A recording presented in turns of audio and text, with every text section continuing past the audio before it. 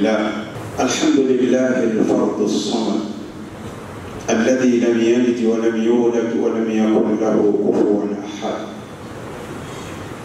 أشهد أن لا إله إلا الله وحده لا شريك له، وأشهد أن محمدا عبده ورسوله وحبيبه وخليله الذي أرسله رحمة للعالمين بشيرا ونذيرا، وهو محمد صلى الله عليه وسلم وعلى آله وصحابته الكرام رضي الله تعالى عنهم أجمعين.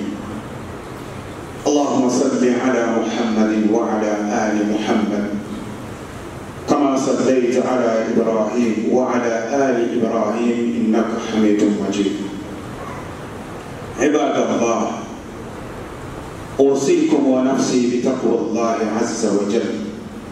قال الله تعالى: يا أيها الذين آمنوا اتقوا الله حق تقاته ولا تموتن إلا وأنتم مسلمون. Ndugu zangu katika imani, Waislamu wenzangu, huu ni mwezi wa Jumadal Ula. Ni mwezi wa Jumadal Ula. Ukianzia na Muharram, Safar, Rabiul Awwal, Rabiul Thani, Jumadal Ula. Huu ni mwezi wa 5 wa Kiislamu. Unakuja Jumadal Thani, mwezi wa 6. Unakuja Rajab, mwezi wa 7. Unakuja Shaaban, mwezi wa 8. Unakuja Ramadhan, mwezi wa 9. Allahumma ballighna Ramadhan warzuqna siyamahu wa qiyamahu wa fi'na al-khairat fihi. Ndugu zangu katika imani, na kukumbusheni tena katika hotuba zangu ambazo nimekuwa nikizitoa, Allah naomba kuwa shahidi kwa haya ninayowakumbusha tena.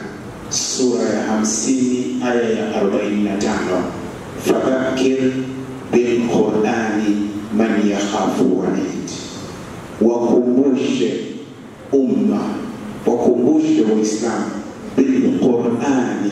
Babu al-mulabasa, lakini inafanya kazi ya harfu jar. Wakumbushe kwa kuitumia Qur'an wale ambao wanaohofia ahadi nzito ya adhabu ya Mwenyezi Mungu Subhanahu wa Ta'ala. Na nikiwakumbusha katika sura Ghafir, aya ya sura 44, sura 40 aya 44, Allah anasema fasatafkuruna ma aqulu lakum, ipo siku mtayakumbuka haya ninayokuambieni. Wa ufawidhu amri ila Allah, na kabidhi majukumu yangu, ujumbe niliyofikisha, nimefikisha. Inna Allaha basirun bil ibad. Ndugu zangu katika imani, haya yaliyopita tumeyazingatia, yaliyopita tumeyazingatia. Wa kulaumiwa ni nani? Ni madhambi yetu mwenyewe.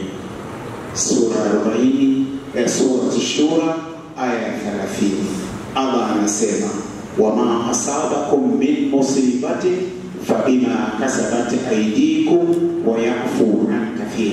Mitihani, misukosuko, vimbunga, ukame, hofu, njaa, maisha magumu, kuuana nyinyi kwa nyinyi, kudhulumu nafsi za watu, kuharibu mali za watu, ni ninyi wenyewe, ni yale ambayo mmeyafanya wenyewe. Wayafu an kathir. Hii ni Qur'an, na niliwakumbusha sana kupitia aya hizi, lakini ilionekana Sheikh Rusaganya chawa wa mama. Sawa, mimi chawa wa mama, wewe chawa wa nani? Wewe chawa wako umetumwa na nani? Kapewa bahasha, sijapewa hata tishu ya Ikulu, sijaigusa hata kusogelea Ikulu, lakini Qur'an inanifundisha nikufikishie ujumbe. Qur'an inanifundisha. Ndugu zangu katika imani, Waislamu wenzangu, nikukumbusheni sura ya 16 aya ya 112-113. Allah anasema, a'udhu billahi minash shaitanir rajim. وضرب الله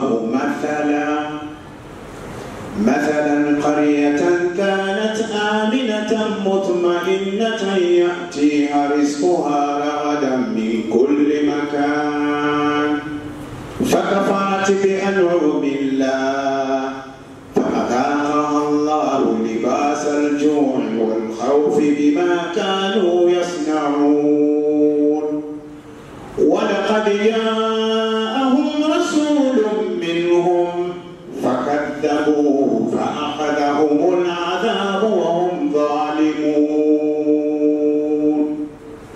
Quran sio maneno yangu, sio maneno ya UN, sio maneno ya shirika la haki duniani. Hawa wote wapotoshaji watupu. Fitna yote ya dunia ni mashirika ya kimataifa.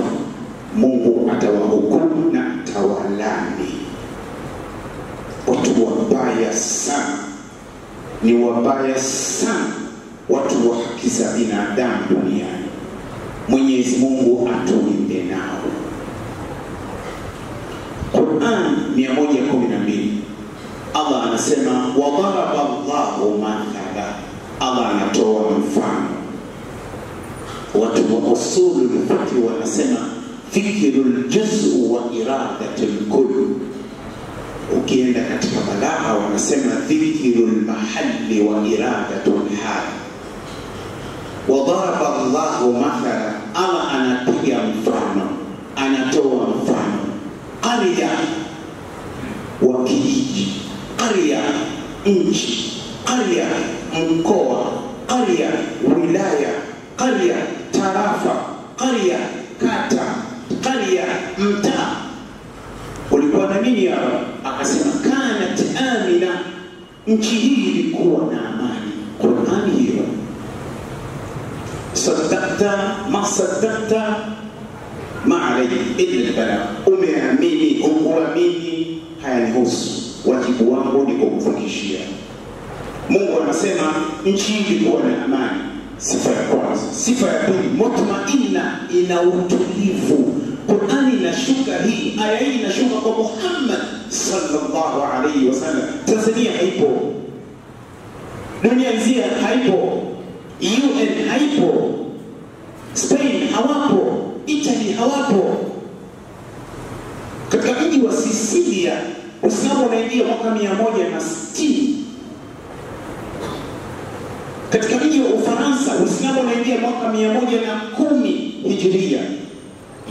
Katika mji wa Spain Uislamu unaingia mwaka 90 Hijria. Mwaka 86 Hijria Waislamu wanaingia Kilwa hapo Kilwa Tanzania.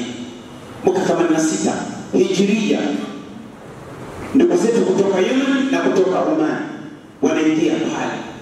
Na Kilwa kulikuwa kuna serikali ya Kiislamu na walikuwa wanakoni. Na kuna sehemu nyingi sana za historia Kilwa, lakini why hazitajwi? Mbona hazitajwi? Haitajwi Kilwa because Islam. Chukua tuzama katika imani.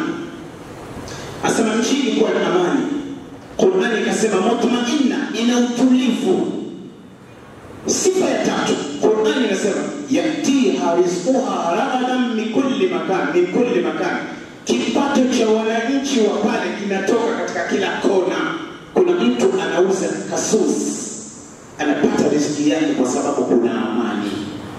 Kuna mtu anauza biriani na pilau, anapata kwa sababu kuna amani. Kuna mtu anauza bidhaa mbalimbali kwa sababu kuna amani. Kipato kinatoka mbalimbali. Kuna vijana wanajituma, wanabeba mikokoteni, wanabeba magunia, wanabeba mawe sababu kuna Wakina mama wanakesha saa 10 alfajiri, wanapika vitumbua, wanapika maandazi. Akina mama wanatembea, wanauza miogo barabarani.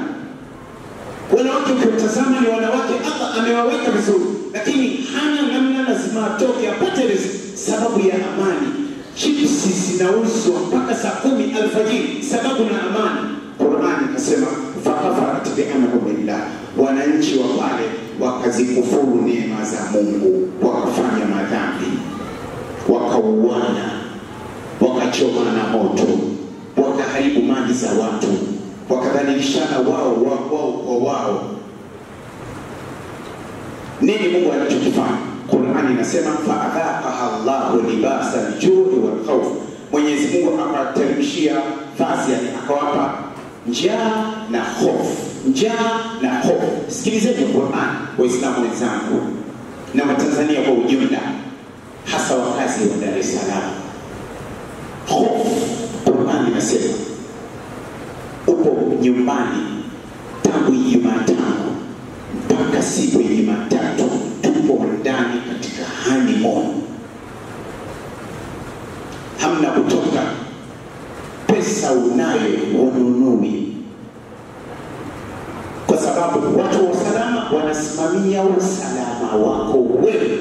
Lakini kuna watu ambao Allah ndiye anayewajua, Allah anawajua. Watu chakula kimewaishia kuanzia Jumatano mpaka Jumatatu, mtu anakula mkate na maji. Akienda chooni huyo atajisaidia nini? Mkaa. Hofu. Qur'ani inasema hofu. Hakuna shehe, hakuna mwamba, hakuna Mbappe, hakuna Shost, hakuna viewers Mbappe, hakuna. Hofu ikatanda.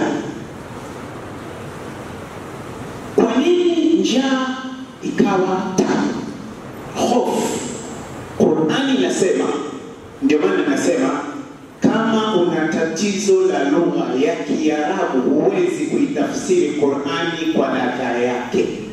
Qur'ani ikasema bima kanu yasnaun. Bima ni ba'u sababiyya, na ma ni mawsul. Bima kanu yasnaun qala al-mufassirun bisababi dhunubihim allati iktarafuha, ni sababu ya madhambi yao waliyoyafanya. Hofu. Ndugu zangu katika imani, Waislamu wenzangu wa Tanzania wote, na kuombeni msikilizeni mufti wetu Dr. Abu Bakr ibn Zubair ibn Ali ibn Mbwana, hafidhahullah min kulli sharrin wa dhulm. Ametembea nchi nzima kusisitiza Waislamu amani. Lakini nani aliyejua thamani ya haya? Kitanuka tu. Haya, kuna watu tumewanukia na wananuka sasa hivi. Ndugu zangu katika imani, Waislamu wenzangu, kuweni makini. Mara ya kwanza katika historia yangu mimi mpaka umri wangu huu, utu uzima huu, kuiswali Ijumaa nikaswali adhuhuri nyumbani, na msikiti upo kama pale kwenye kama mita 1000. Lakini mufti ameshatoa kauli, mimi kama Sheikh na Muislamu na manhaj Ahlus Sunna wal Jamaa, wajibu wangu ni kumtii kiongozi wangu. Niliswali adhuhuri nyumbani tangu Alhamis mpaka Jumatatu. Watu tumekosa salatu jamaa, sala mbili hizi, alfajiri na isha. Ni sala zenye fadhila kubwa sana, lakini tumezikosa. Sababu ya nini? Hofu. Swali linakuja, wale ambao ni sababi ya kuanzisha hofu hii, je, Mungu atawaacha salama? Mtume anasema adalu ala alkhairi kafa'ilihi, mtu ambaye ni sababu ya kuambia watu fanyeni khairi na khairi kafanyika, yeye anapata thawabu. Nimemkuta ndugu yangu hapa, shekhe anahamasisha watu kutoa sadaka, ujenzi wa msikiti. Ndugu zangu katika imani, mnaziona hizi mbao hapa juu, ni aibu. Toeni sadaka, mali zinakwisha hizi, unaacha mali yako ni ile unayoondoka nayo na sadaka, hiyo ndio mali yako. Lakini ile uliyoacha sio mali yako. Lakini warithi nyie nao mnarogana, warithi na uwana majumba. Mrithi anasema mbele ya ndugu zake, nitaua mtu nyumba ya mirathi. Yule mwenye nyumba mwenyewe kafa, kaondoka na sanda, wewe utaondoka na nini? Utaua mtu kwa sababu ya mali?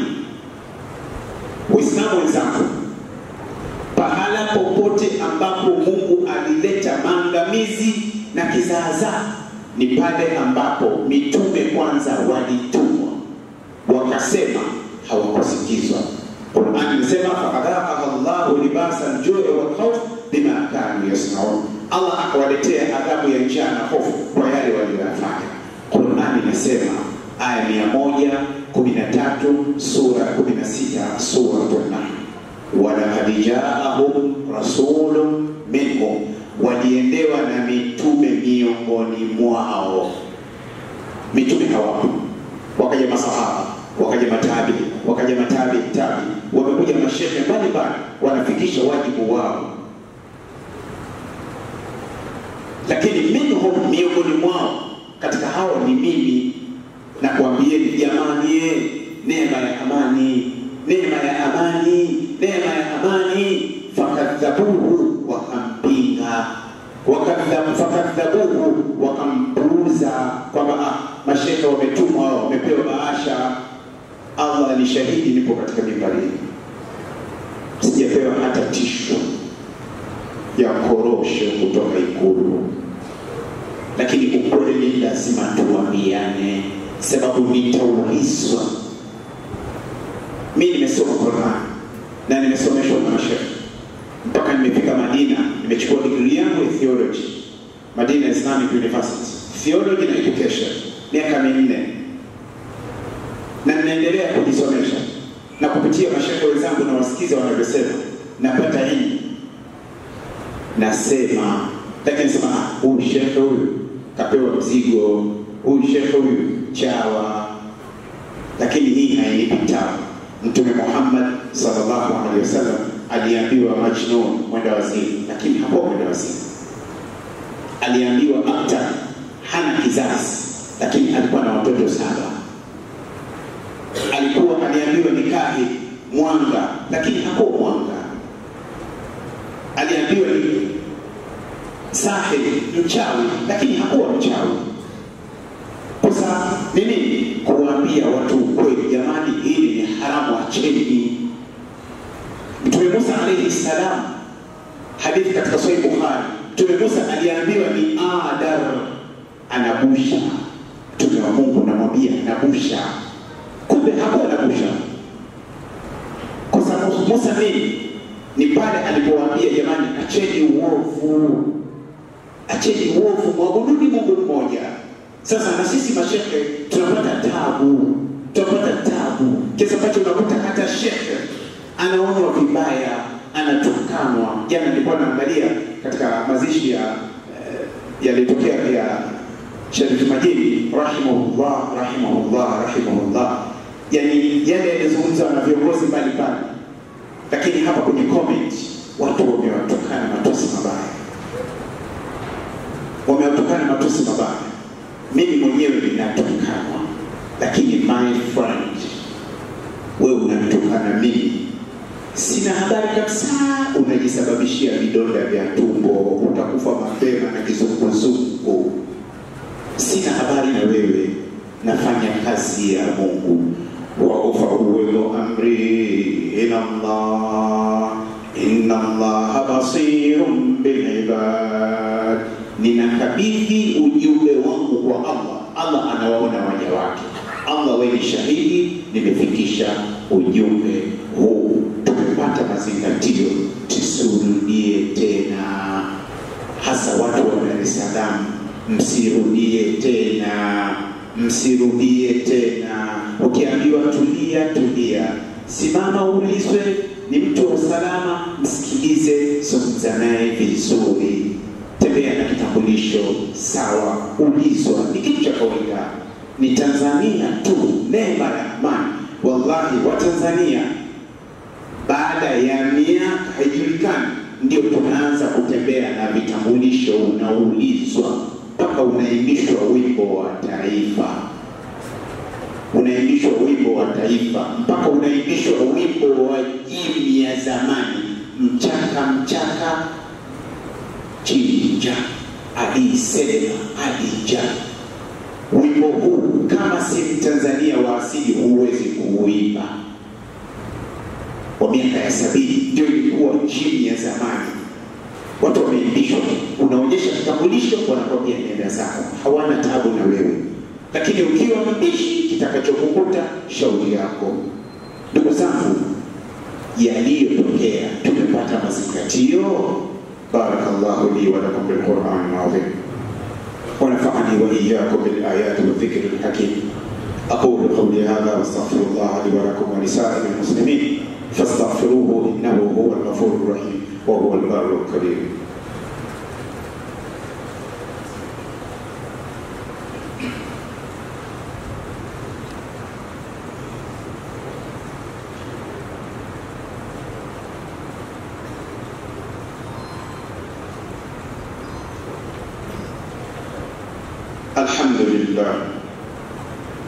الحمد لله الذي جعلنا من الناصحين وأفهمنا من علوم العلماء الراسخين.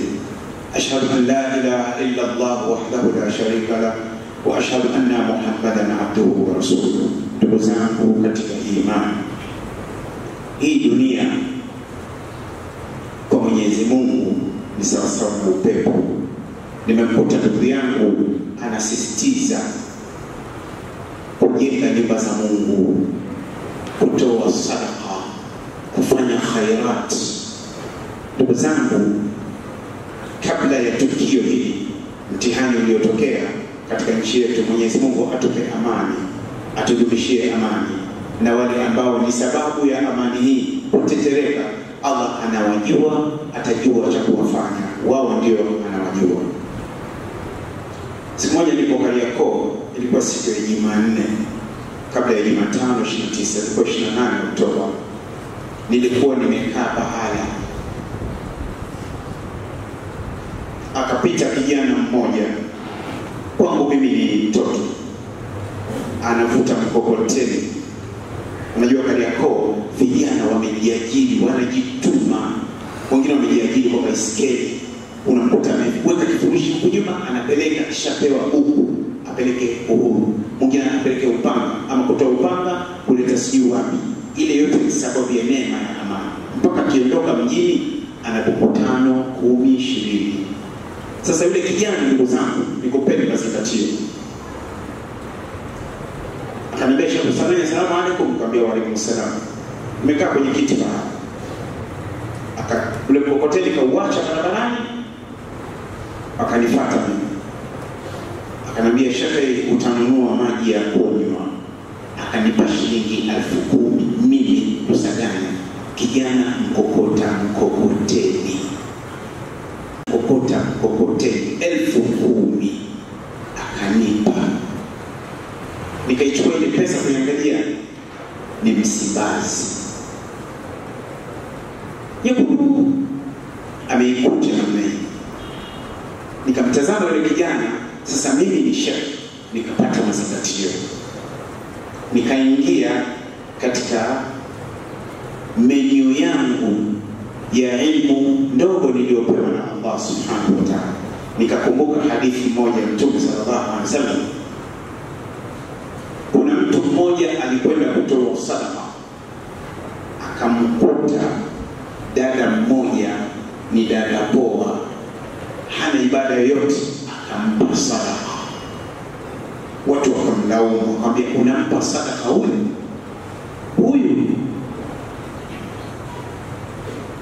Akamkuta mtu maskini mwenye dhiki, akampa sadaka.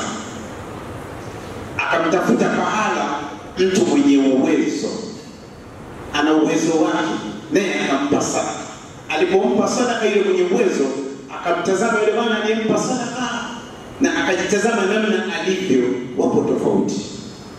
Sasa Mtume akawapa masahaba mazingatio, na mimi nakupenda. Mtume akasema amepewa yule dada ile sadaka imuondolee dhiki, asimuasi Mwenyezi Mungu, kwa sababu tayari anacho cha kumkinaisha. Amepewa huyu sadaka maskini ipate kuwa ni usaidizi katika yale yaliyompungukia.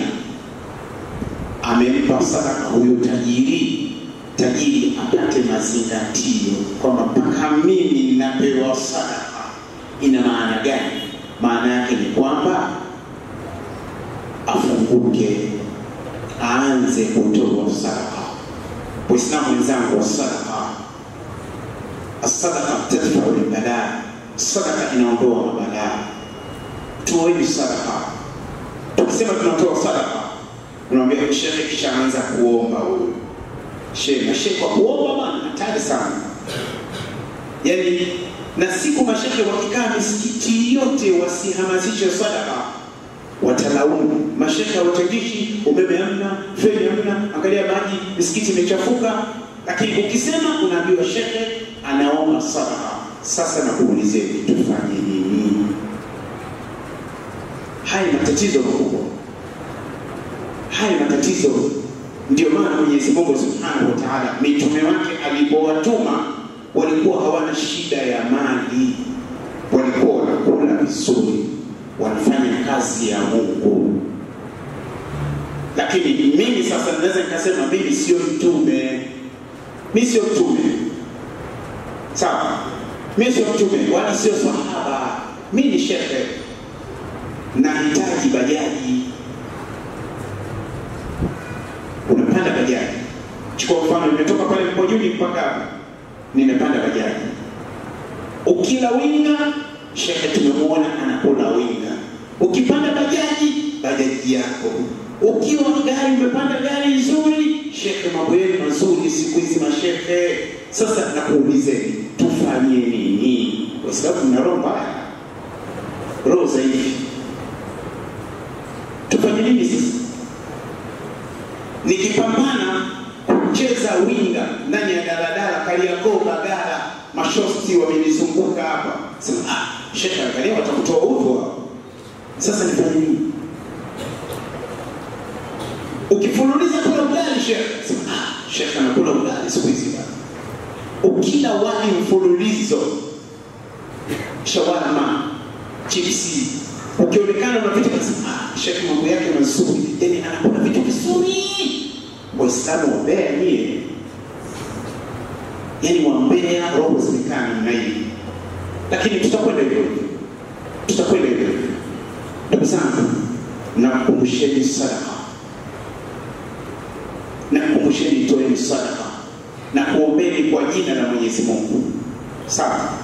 Kila aliyoko hapa naomba tutoe sadaka kabla ya kuondoka. Naomba mtoe pesa sadaka. Toeni sadaka. Hali ni mbaya. Misikiti inatisha, maimamu wanatisha, hali zao mbaya. Maimamu wanakaa mbali, wageni wanakaa mbali, au wafanya usafi hebu fikiria wanatufanyia usafi huko vioni baada ya siku kuondoka. Wanaondoa uchafu wetu, tunaangalia namna gani? Ndugu zangu katika imani, tutoe sadaka. Masahaba walitoa sadaka, wameshaondoka. Lakini zile walizotoa mpaka leo athari ipo Madina na Maka. Ndugu zangu katika imani, la mwisho ni wakumbushe. Twendeni umra. Twendeni Maka na Madina. Tukafanya umra mwezi wa 11, mwezi wa 12. Maka imejaa. Wakati nipo nyumbani naangalia channel ya Azam ya Mzee Bakhresa, hafidhahullah, yani Maka iko full. Mpaka kuna watu tayari wameshakaa chini karibu Al-Kaaba hii hapa, tayari watu wameshakaa wanasubiri khutba na sala ya Ijumaa.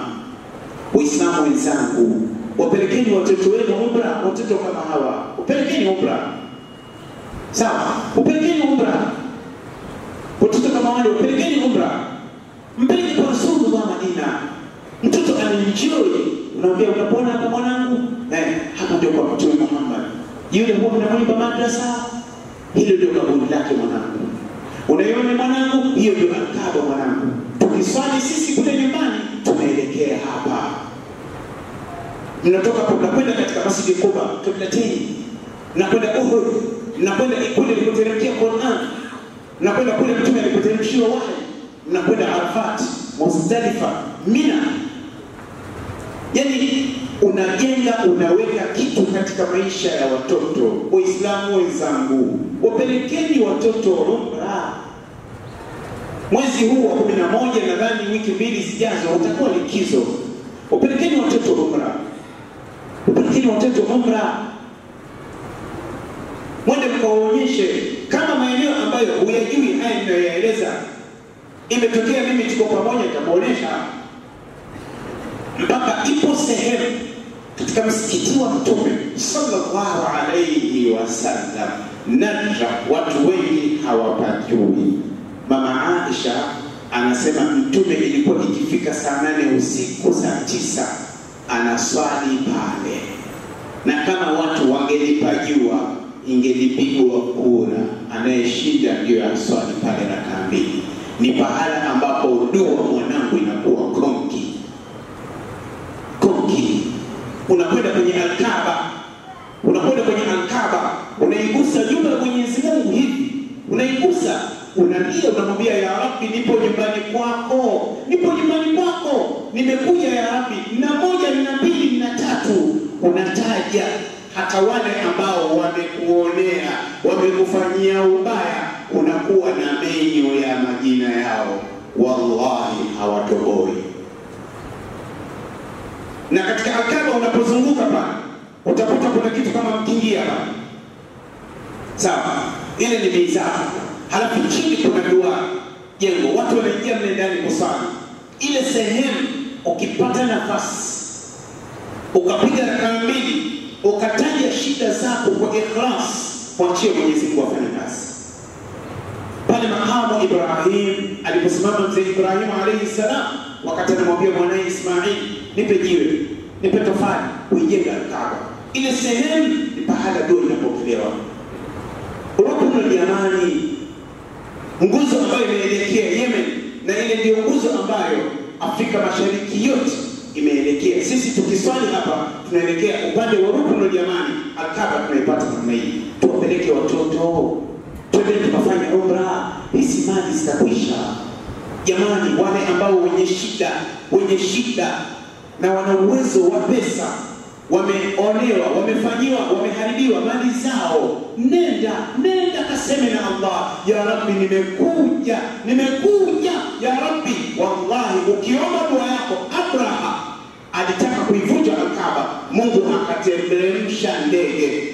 Alam tara kaifa fa'ala rabbuka bi ashabil fil alam yaj'al kaydahum fi tadlil wa arsala alayhim tayran ababil tarmihim bihijaratin min sijjin faj'alahum ka'asfin ma'kul.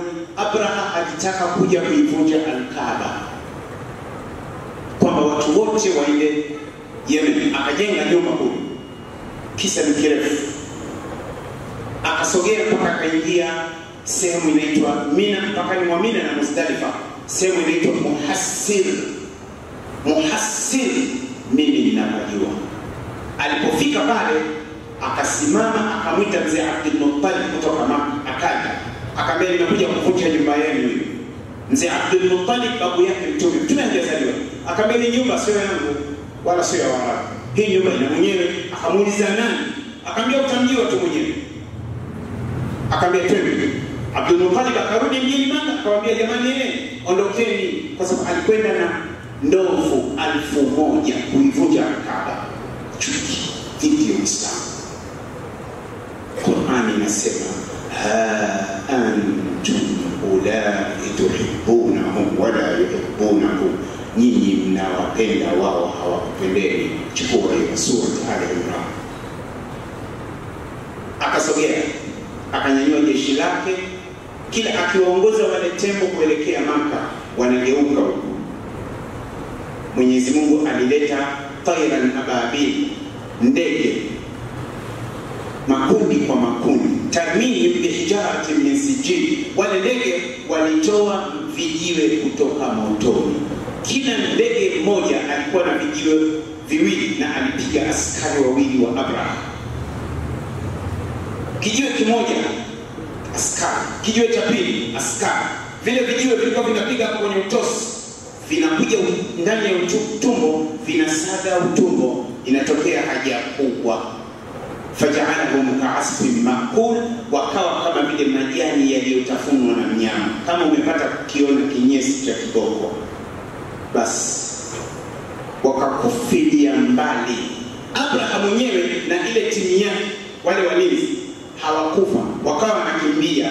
Mungu amewapiga kidogo kidogo mpaka wanafika Yemen, miili yao imetoboka. Jua asubuhi linachomoza kutoka huku, mionzi inatokea upande wa pili. Jua linazama mpaka amekufa. Abraha anatoka funza, ameoza. Nakuomba Allah, nakuomba Allah, nakuomba Allah, nakuomba Allah, nakuomba Allah kwa utukufu wa siku ya Ijumaa, nakuomba Allah kwa utukufu wa majina yako matukufu, nakuomba Allah kila ambaye ni adui wa Muislamu, nakuomba Allah popote pale alipo, unajua cha kumfanya. Kosa letu ni la ilaha illa Allah.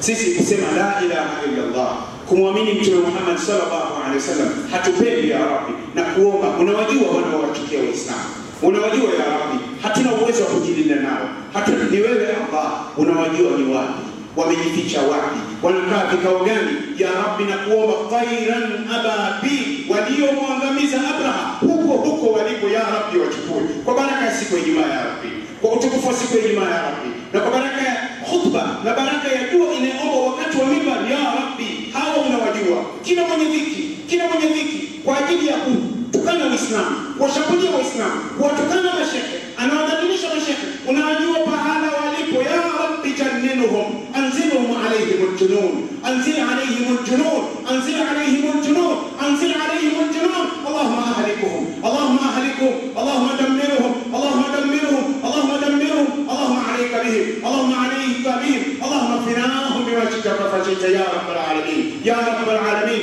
Allahumma finahum ya rabbal alamin, ya rabbal alamin. Allahumma alayka bihaula. Allahumma inna nas'aluka bi annana nashhadu annaka anta Allah, لا إله إلا أنت الأحد الصمد، الأحد الصمد، الأحد الصمد، الأحد الصمد، المنتقم المذل، المنتقم المذل، الجبار المتكبر، الجبار المتكبر. اللهم عليك بأعداء الإسلام والمسلمين في تنزانيا، اللهم عليك بأعداء الإسلام والمسلمين في تنزانيا. اللهم احصهم عددا وقتلهم بددا ولا تبق منهم أحدا. يا الله، يا الله، يا الله، انصرنا يا الله، انصرنا يا الله، انصرنا يا الله، انصرنا يا الله، انصرنا يا الله، انصرنا يا الله، انصرنا يا الله، انصرنا يا الله، انصرنا يا الله. يا الله خذهم اينما كانوا، دمرهم اينما كانوا، اهلكهم اينما كانوا، خذهم يا الله، خذهم يا الله. يا منتقم يا الله، يا منتقم يا الله، يا منتقم يا الله، يا جبار يا الله، يا متكبر يا الله. إننا ضعفاء، إننا ضعفاء، إننا ضعفاء. اللهم لا أحد ينصرنا من هؤلاء إلا أنت يا الله، برحمتك يا أرحم الراحمين. إن الله وملائكته يصلون على النبي، يا أيها الذين آمنوا صلوا عليه وسلموا تسليما. اللهم صل على محمد وعلى آل محمد كما صليت على إبراهيم وعلى آل إبراهيم، وبارك على محمد وعلى آل محمد كما باركت على إبراهيم وعلى آل إبراهيم إنك حميد مجيد. وارض اللهم عن جميع صحابة رسول الله أبو بكر رضي الله عنه، وعمر رضي الله عنه، وعثمان رضي الله عنه، وعلي رضي الله عنه، وعن جميع صحابة رسول الله أجمعين. ربنا آتنا في الدنيا حسنة وفي الآخرة حسنة وقنا عذاب النار. يا ذا الجلال والإكرام، يا ذا الجلال والإكرام، يا ذا الجلال والإكرام، يا ذا الجلال والإكرام. سبحان من ملك فقهر سيهزم الجمع ويولون الدبر. سبحان من ملك فقهر سيهزم الجمع ويولون الدبر. سبحان من ملك فقهر سيهزم الجمع ويولون الدبر. سبحان من ملك فقهر سيهزم الجمع ويولون الدبر. سبحان من ملك فقهر سيهزم الجمع ويولون الدبر. سبحان من ملك فقهر سيهزم الجمع ويولون الدبر. سبحان من ملك فقهر سيهزم الجمع ويولون الدبر. سبحان القوي المقتدر. إننا مغلوبين فانتصر، إننا مغلوبين فانتصر، إننا مغلوبين فانتصر. ليس لها من دون الله كاشفة، ليس لها من دون الله كاشف. نفوض أمورنا، نفوض أمورنا